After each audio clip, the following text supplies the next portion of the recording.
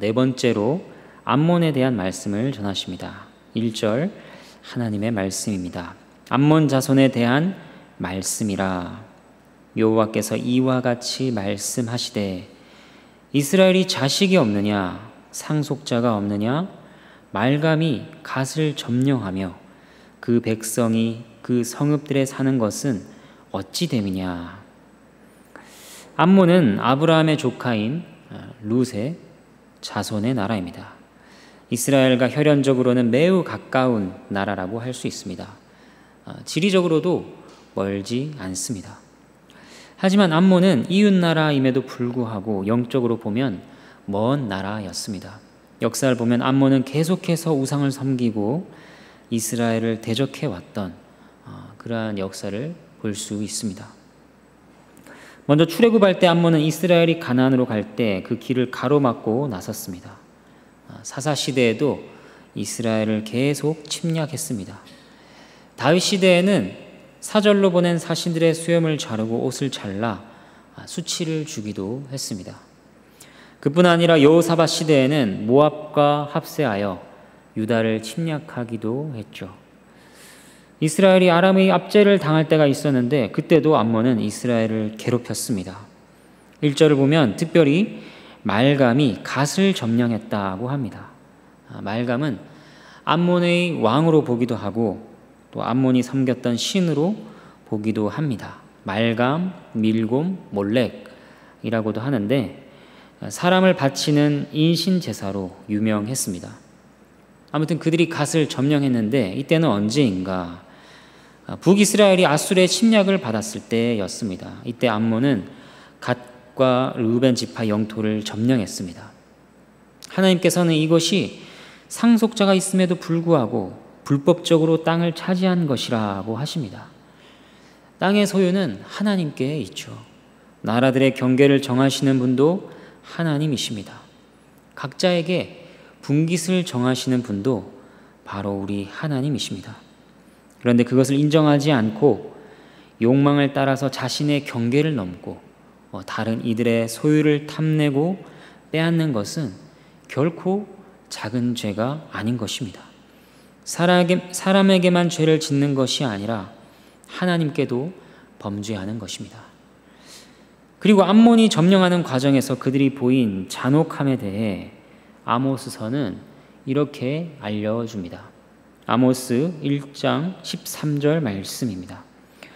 여호와께서 이와 같이 말씀하시되 암몬 자손의 서너 가지 죄로 말미암아 내가 그 벌을 돌이키지 아니하리니 이는 그들이 자기 지경을 넓히고자 하여 길르앗의 아이벤 여인의 배를 갈랐음이니라. 아이벤 여인의 배를 갈랐다. 참으로 잔인하고 악한 짓을 저지르며 그곳을 차지한 것입니다. 땅을 차지하는데 이런 일은 전혀 필요가 없는 것입니다. 이들의 죄악은 잔혹함을 즐기는 것이었습니다. 이뿐 아니라 암몬은 바벨론이 유다를 칠 때 바벨론군에 가담하기도 했습니다. 예루살렘이 멸망할 때도 크게 기뻐했습니다. 여러모로 하나님 백성들을 괴롭게 했습니다. 하나님께서는 이런 모든 일들을 잊지 않으셨습니다. 이러한 자들에게 하나님께서 전하시는 말씀은 무엇인가? 2절 하나님의 말씀입니다. 여호와의 말씀이니라. 그러므로 보라, 날이 이르리니 내가 전쟁 소리로 암몬 자손의 라빠에 들리게 할 것이라. 라빠는 폐허더미 언덕이 되겠고 그 마을들은 불에 탈 것이며 그때 이스라엘은 자기를 점령하였던 자를 점령하리라. 여호와의 말씀이니라. 라빠는 암몬의 수도입니다. 악한 암몬을 이제 치시겠다는 것입니다. 라빠가 폐허더미 언덕이 될 것이라. 아무도 이것을 그대로 믿지 않았습니다. 왜냐하면 당시 라빠는 튼튼하게 요새화되어 있어서 아무도 그것이 무너질 수 있다 생각하지 않았기 때문입니다. 그러나 하나님의 말씀은 성취될 것입니다. 하나님 백성들을 괴롭힌 죄악에 대해 갚으실 것입니다. 그렇게 하나님 공의가 이루어질 것입니다. 이스라엘도 빼앗겼던 성읍들을 되찾게 될 것입니다. 이러한 모습은 최후에 있을 하나님의 심판이 어떠한 것인가를 엿보게 해줍니다. 최후에 있을 심판 때 하나님께서는 당신의 택한 백성들의 원수들을 짓밟으실 것입니다. 원수들은 얼마나 잔혹하며 잔인하게 또 끈질기게 교회를 공격하는지 모릅니다. 지금도 이 땅에서 교회는 연약하게 죄와 싸우고 있습니다. 그 속에서 신음하며 하나님의 도움을 구하고 있습니다. 그러한 성도들의 기도를 하나님께서는 다 듣고 계십니다. 그리고 정하신 때가 되면 그 모든 일들에 대해 보복하시는 것입니다. 인류의 역사 속에서 교회와 신자들을 핍박하고 중상모략하며 올무에 걸리게 했던 모든 일들에 대해 하나님께서는 일일이 다 갚으실 것입니다. 그때는 교회가 빼앗겼던 모든 영광과 의와 거룩을 되찾을 것입니다. 하나님 공의가 이루어지는 것을 보며 교회는 위로를 얻을 것이며 참으로 하나님께서 그 백성을 뜨겁게 사랑하시는 것을 확인할 것입니다. 3절 하나님의 말씀을 보겠습니다. 헤스보나 슬피 울지어다. 아이가 황폐하였도다. 너희 라빠의 딸들아 부르짖을지어다. 굵은 배를 감고 애통하며 울타리 가운데서 허둥지둥할지어다.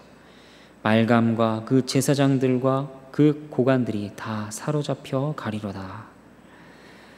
헤스본은 모압의 도시였지만 이 당시 암몬의 통치 하에 있었습니다.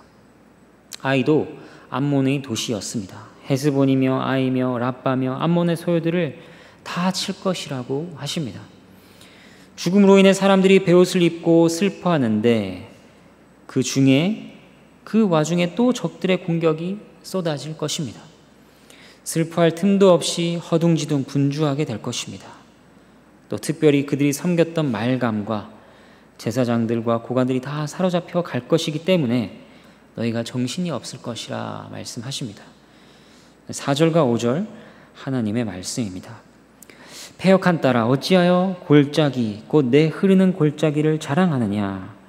내가 어찌하여 재물을 의뢰하여 말하기를 누가 내게 대적하여 오리요 하느냐.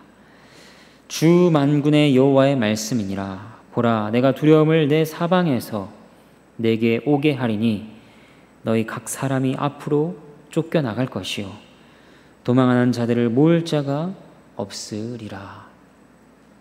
암몬의 수도인 라빠가 자랑하는 골짜기가 있었습니다. 라빠는 적들의 침입을 막기에 매우 적절한 요새였습니다. 왜냐하면 고지대에 있었고 골짜기를 따라 흐르는 급한 물이 있어서 적들을 방어하기에 유용했기 때문입니다. 골짜기가 산으로 둘러싸여 있으니 다른 사람이 접근하는 것이 쉽지가 않았습니다. 그래서 그 골짜기는 암몬의 자랑이었습니다. 또 그들이 의지했던 것은 무엇이었는가? 재물이었습니다. 이 재물이라는 단어는 번역을 하기에 따라서 저장고라고 할 수도 있고 요새로 번역할 수도 있습니다. 경제적인 측면의 안정감일 수도 있고 앞의 골짜기와 관련하여 그들의 요새에 대한 자신감이었을 수도 있습니다. 어찌되었든 암몬은 믿고 있는 구석이 있었습니다. 하지만 하나님께서는 그들의 생각을 비웃으십니다. 안전을 확신하며 교만한 말들을 내뱉었지만 실상 하나님 앞에서 그 모든 것은 아무것도 아닌 것이죠. 그들이 자랑으로 삼았던 어리석은 신념은 흩어지게 될 것입니다. 그들의 잘못된 오만은 무너지고 두려움이 그들을 덮칠 것입니다. 암몬 사람들은 사방이 안전하며 또 침략이 있다 해도 어느 쪽으로든 도망갈 수 있다 생각했습니다. 실제로 많은 출구가 있었기 때문입니다. 그러나 두려움이 사방으로 몰아닥치게 될 것입니다. 암몬의 자랑과 그것이 무너지게 될 것을 보며 우리는 세상의 모든 안정감이 이와 같다는 것을 헤아려야 합니다. 우리가 살아가는 시대도 마찬가지입니다. 사람들은 이러저러한 것들을 근거로 하여 자신의 안전을 확신합니다. 재물이 있다, 집이 있다, 건강이 있다, 도와줄 친구들이 있다, 든든한 후원자가 있다, 자녀가 있다. 그러나 하나님의 심판대 앞에서 그것들은 아무런 소용이 없습니다. 하나님의 심판대 앞뿐 아니라 인생을 살아가면서도 만약 우리가 그것들을 의지한다면 그것들이 결정적으로 우리를 배신하게 되는 것을 우리는 맛보게 될 것입니다. 아무것도 아닌 것이죠. 어린 시절 주일학교에서 잘 불렀던 노래가 있었습니다. 돈으로도 못 가요 하나님 나라, 힘으로도 못 가요 하나님 나라, 벼슬로도 지식으로도 어여뻐도 마음 착해도 하나님 나라에 갈 수 없다. 거듭나면 가는 나라요, 믿음으로 가는 나라가 하나님 나라라는 가사의 노래입니다. 당시에는 그저 흥겹게 불렀지만 신앙이 더해갈수록 그 의미가 더 선명해져 가는 것이죠. 참으로 신자가 사나 죽으나 위로로 삼고 안정으로 삼을 것은 바로 그리스도에게 속했다는 사실입니다. 죽어서 하나님의 심판대 앞에 섰을 때 그 어떤 우리의 업적이나 의도, 우리의 죄를 가려주지 못합니다. 어떤 요새도 우리를 보호해주지 못합니다. 오직 그리스도를 믿고 그 안에 있는 것으로, 그의 소유인 것으로서 우리는 심판을 면하게 되는 것입니다. 그리고 심판대 앞뿐 아니라 이 생을 살아가면서도 마찬가지입니다. 나의 몸도 나의 영혼도 주께 속했다는 것을 믿는 신자는 이 땅에서 자신의 몸이 고통을 겪을 때도 안정감을 가질 수 있습니다. 또 영혼의 고통을 겪을 때도 그 마음의 평안을 가질 수 있습니다. 재물이 없어도 안정감을 가질 수 있고, 자신을 위로하는 사람이 없고 또 온통 자신을 대적하는 자들로만 둘러싸여 있어도 자신의 안전을 확신할 수 있습니다. 그 확신은 암몬의 확신과 같이 헛된 것이 아니죠. 이와 관련하여 바울은 이렇게 고백했습니다. 고린도후서 4장 6절에서 10절 말씀입니다. 어두운 데 빛이 비치라 말씀하셨던 그 하나님께서 예수 그리스도의 얼굴에 있는 하나님의 영광을 아는 빛을 우리 마음에 비추셨느니라. 우리가 이 보배를 질그릇에 가졌으니 이는 심히 큰 능력은 하나님께 있고 우리에게 있지 아니함을 알게 하려 함이라. 우리가 사방으로 우겨쌈을 당하여도 쌓이지 아니하며 답답한 일을 당하여도 낙심하지 아니하며 박해를 받아도 버림받지 아니하며 거꾸러뜨림을 당하여도 망하지 아니하고 우리가 항상 예수의 죽음을 몸에 짊어짐은 예수의 생명이 또한 우리 몸에 나타나게 하려 함이라. 그러면서 바울은 16절에서 18절 또 이어서 이렇게 말합니다. 그러므로 우리가 낙심하지 아니하노니 우리의 겉사람은 낡아지나 우리 속사람은 날로 새로워지도다. 우리가 잠시 받는 환난에 경한 것이 지극히 크고 영원한 영광에 중한 것을 우리에게 이루게 함이니 우리가 주목하는 것은 보이는 것이 아니요 보이지 않는 것이니 보이는 것은 잠깐이요 보이지 않는 것은 영원함이라. 이것은 암몬의 확신과 얼마나 대조되는 것입니까? 그리스도 안에 있는 안전을 확신하는 자는 동일하게 고백할 수 있습니다. 그리고 그렇게 신자는 오직 주만 자랑하고 주께만 의뢰하는 것입니다. 마지막 6절 하나님의 말씀입니다. 그러나 그 후에 내가 암몬 자손의 포로를 돌아가게 하리라. 여호와의 말씀이니라. 암몬에게 희망이 다 사라진 것은 아닙니다. 하나님께서는 암몬에게도 자비를 베푸십니다. 암몬 자손의 포로를 돌아가게 하리라. 어떻게 이처럼 악한 자들을 완전히 멸하지 않으시고 그 포로를 돌아가게 하리라 말씀하시는 것일까요? 우리가 이스라엘의 입장이라면 어쩌면 하나님께 항변하려고 할지도 모릅니다. 왜 완전히 멸하시지 않는 것입니까? 하지만 그 깊은 자비의 뜻을 우리는 다 헤아릴 수 없습니다.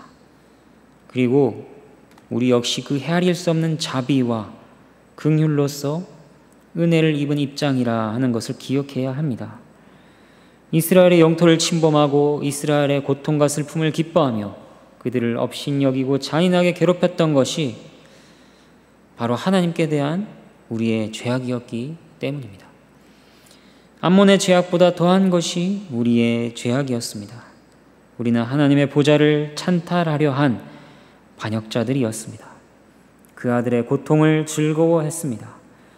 그것을 마땅한 바라 여겼으며 전혀 우리 죄와 연결시키지 않았습니다. 그 아들을 잔인하게 죽음으로 내몰았던 것이 우리의 죄였습니다. 하지만 영원하신 하나님의 뜻 안에서 하나님께서는 거저 우리에게 자비와 은혜를 베풀어 주신 것입니다. 포로된 너를 돌아가게 하리라 하셔서 우리가 하나님의 백성이 된 것입니다. 암몬의 죄악에 대한 심판과 회복에 대한 말씀 가운데 우리가 돌아보아야 할 교훈입니다. 오직 하나님의 은혜를 기억하며 감사하고 그리스도가 우리의 유일하며 든든한 요새가 되심을 고백하는 우리 모두가 되기를 바랍니다. 함께 찬양하도록 하겠습니다.